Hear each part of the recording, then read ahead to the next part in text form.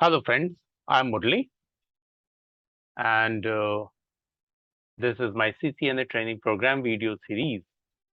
In this series, I'm discussing about different devices. In last video, I have discussed about NIC, and now today I will discuss about hub. Hub actually hub एक network device है जिसके help से हम multiple nodes को star topology based structure में connect कर सकते हैं। इनिशियली जो टोपोलॉजी यूज होती है, मैंने अपने लास्ट कुछ वीडियोस में आपको डिफरेंट टोपोलॉजीज के बारे में बताया है। उन टोपोलॉजीज में रिंग, बस, इस तरह की जो टोपोलॉजीज उसमें बहुत वो कॉम्प्लिकेटेड था। इसे सिंपल बनाने के लिए स्टार टोपोलॉजी इंट्रोड्यूस हुई और उस स्टार टोपोलॉजी में एज MAU एक डिवाइस का यूज होता है, वो डिवाइस है हब। नो डाउट ये इनिशियली हब आया था मल्टीपल नोड को कनेक्ट करने के लिए स्टार टोपोलॉजी बेस्ड नेटवर्क में। तो हब की अपनी कुछ प्रॉपर्टी है, लाइक हब के साथ में RJ45 पोर्ट अवेलेबल होते हैं, इसलिए इसमें नोड्स की कनेक्टिविटी ट्विस्टेड पेयर केबल के हेल्प से होती है, जिसके एंड पे RJ45 कनेक्टर लगाया जाता है। फिर हब में ये जो RJ45 पोर्ट हैं, ये या तो 4, 8, 16, ये मैक्सिमम 24 तक गए थे एज पर माई नॉलेज।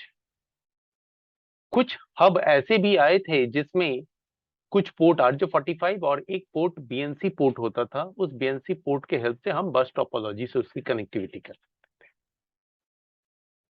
लेकिन बस में अगर आप देखें तो इसके कुछ ड्रॉबैक्स भी आते हैं। वो ड्रॉबैक ये, या यूं कह ले डिसएडवांटेज, कि हब बहुत ज्यादा कोलिजन करता था एंड ब्रॉडकास्ट भी। बिकॉज हब एक ऐसी डिवाइस थी जो यूं समझिए मल्टीपल नोड्स को जस्ट आपस में कनेक्ट कर देने का काम करता था। There is no controlling on data transmission. तो इस तरह के डिवाइस के साथ में जब हम मल्टीपल नोड्स को कनेक्ट करते तो यहाँ पे बहुत ज्यादा ब्रॉडकास्ट होगी। ब्रॉडकास्ट के पीछे रीजन ये कि हब के पास में ये कैपेसिटी नहीं थी कि वो ये मेमोराइज करके रख सके कि उसके किस पोर्ट से कौन सा नोड कनेक्टेड है, जो आज के डेट में हम जो स्विच यूज करते हैं उसमें है। इसलिए जब भी किसी पोर्ट से कनेक्टेड नोड किसी दूसरे नोड से कम्युनिकेट करता था तो हर बार ब्रॉडकास्टिंग करता था, हर बार ब्रॉडकास्टिंग। ठीक है, अब जब इतनी टाइम ब्रॉडकास्टिंग होगी तो बट ऑब्वियस है मल्टीपल पोर्ट्स को कम्युनिकेट करने के लिए सिंगल पाथ का यूटिलाइजेशन है। अब इस सिंगल पाथ पे ये सारे नोड कम्युनिकेट करेंगे तो कॉलिजन भी हाई होगी। दूसरी चीज, हाफ डुप्लेक्स मोड पे काम करने वाला ये डिवाइस था, यानी कि कोई भी नोड या तो ट्रांसमिट करेगा या रिसीव करेगा। नेक्स्ट डिसएडवांटेज ही कहेंगे आज की डेट में, बिकॉज हमारे पास तो हाई स्पीड की डिवाइसेस आ गई हैं।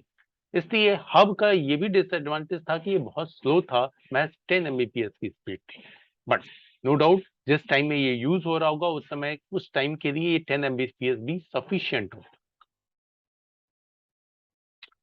हब के अगर हम टाइप को देखें तो ये दो तरीके का होता है। एक हब पैसिव कहलाता है, दूसरा एक्टिव।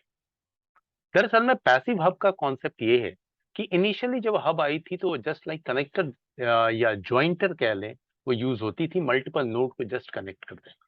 लेकिन वैसे केस में जब एक पोर्ट से दूसरे पोर्ट पे डेटा का ट्रांसमिशन होता था तो signal level, signal strength reduce हो जाती। इस चीज को, इस ड्रॉबैक को रिमूव करने के लिए हब में एक्स्ट्रा पावर सप्लाई किया गया। तो हब जो है वो as a multiple port repeater work करने लगा। मींस कि जब एक पोर्ट से दूसरे पोर्ट पे डेटा का ट्रांसमिशन होगा तो वैसे केस में सिग्नल रीजेनरेट होके जाएगी, जिससे लास्ट पोर्ट तक भी डेटा को अगर ट्रांसमिट होना है तो सिग्नल स्ट्रेंथ सेम हो, मेंटेन हो। हब में मैंने मल्टीपल ड्रॉबैक्स की बात की, लेकिन इतने सारे ड्रॉबैक्स के बावजूद भी मैं कह सकता हूं कि आज की जो हमारा switch higher speed switch use करते हैं वो स्विच कहीं ना कहीं एक अचीवमेंट है हब के डेवलपमेंट के बाद ही। नो इश्यूज, हब में ढेर सारे इश्यूज भी हैं, कुछ फीचर्स भी हैं। तो हब बेस्ड नेटवर्क को अगर हम बड़ा बनाएं, यानी कि मल्टीपल हब्स की हम कनेक्टिविटी करें, तो ये मल्टीपल हब्स की कनेक्टिविटी फिर और ज्यादा ब्रॉडकास्ट और ज्यादा कॉलिजन जनरेट करेगी। तो hub based large network create करने के लिए एक नेक्स्ट सॉल्यूशन आया, एक नेक्स्ट डिवाइस आई, वो है ब्रिज। इस ब्रिज को मैं नेक्स्ट वीडियो में डिस्कस करूंगा। Thanks for today.